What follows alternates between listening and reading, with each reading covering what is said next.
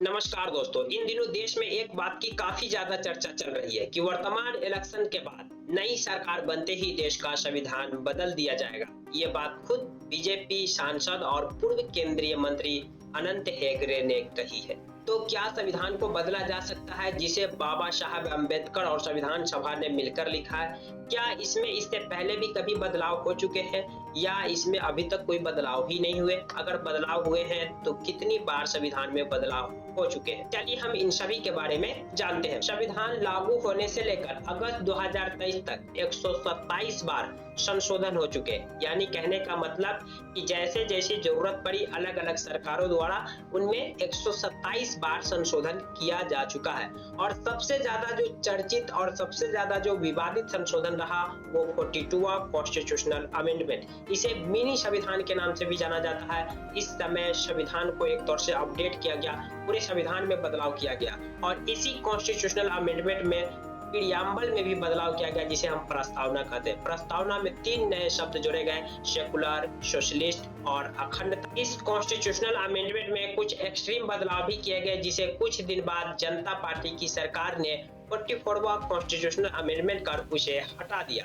तो संविधान में बदलाव किया जा सकता है। ये बात खुद सुप्रीम कोर्ट ने भी केशवानंद भारती मामले में कहा कि संसद चाहे तो आर्टिकल 368 के तहत पूरे कॉन्स्टिट्यूशन में बदलाव कर सकती है, पूरे कॉन्स्टिट्यूशन को बदल सकती है, कॉन्स्टिट्यूशन के किसी भी पार्ट्स को बदल सकती है। लेकिन याद रहे, संविधान का बेसिक स्ट्रक्चर, मूल भावना नहीं बदलना चाहिए। चलिए तो हम जान लेते हैं कि इसे बदलने की प्रक्रिया क्या है। संविधान संशोधन विधेयक 3 तरह के होते हैं। पहला, एक ऐसा विधेयक जो संसद यानी कि लोकसभा और राज्यसभा से साधारण बहुमत से पारित किया जाता है। यानी कि इस विधेयक को पास करने के लिए लोकसभा में भी एक सिंपल मेजोरिटी साधारण बहुमत कहने का मतलब कि जितने सांसद लोकसभा में उपस्थित हुए उनके आधा से एक ज्यादा, और राज्यसभा में भी जितने सांसद उपस्थित हुए उनके आधा से एक ज्यादा सांसदों की सहमति चाहिए। और फाइनली ये लोकसभा और राज्यसभा से पारित होने के बाद राष्ट्रपति जी के सिग्नेचर के बाद लॉ बन जाते हैं। दूसरा, एक ऐसा विधेयक जो संसद द्वारा संविधान के अनुच्छेद 368 क्लॉज 2 के मुताबिक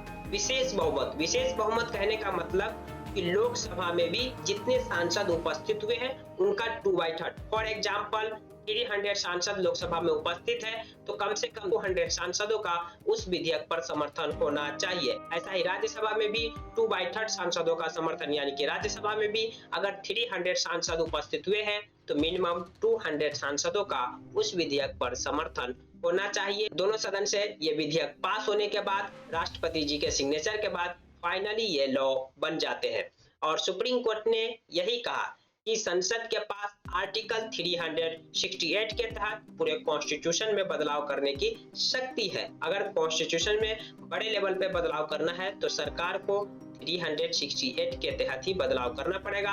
और 368 कहता है कि लोकसभा और राज्यसभा दोनों से विशेष बहुमत से ये विधेयक पारित होना चाहिए। विशेष बहुमत कहने का मतलब कि 2/3 लोकसभा में भी समर्थन चाहिए और राज्यसभा में भी समर्थन चाहिए।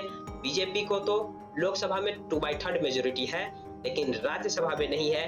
और उनके जो सांसद और पूर्व केंद्रीय मंत्री यही कह रहे थे कि इस बार एनडीए को 400 के पार पहुंचाइए, जिससे हमें राज्यसभा में भी 2/3 सांसदों का समर्थन मिलने में मदद मिलेगी। एक और प्रकार का संविधान संशोधन विधेयक होता है। इसमें लोकसभा और विधानसभा दोनों से विशेष बहुमत का समर्थन भी चाहिए। इनके अलावा देश के आधे राज्यों के विधानमंडल की सहमति भी चाहिए। यानी कि लोकसभा से भी 2/3 सांसदों के समर्थन से पास होना चाहिए, राज्यसभा से भी 2/3 सांसदों के समर्थन से पास होना चाहिए वो विधेयक। इनके अलावा देश के आधी राज्यों के विधानमंडल से भी वह विधेयक पास होना चाहिए। इसके बाद ही संविधान में संशोधन होता है। तो ये 3 प्रक्रिया है जिसके माध्यम से संविधान में संशोधन किया जा सकता है। जानकारी आपको पसंद आई तो प्लीज वीडियो को लाइक कर दीजिए, चैनल को सब्सक्राइब कर दीजिए। अगर आप हमें फेसबुक पेज पर देख रहे हैं तो फेसबुक पेज को फॉलो करना ना भूलें। Thank you for watching.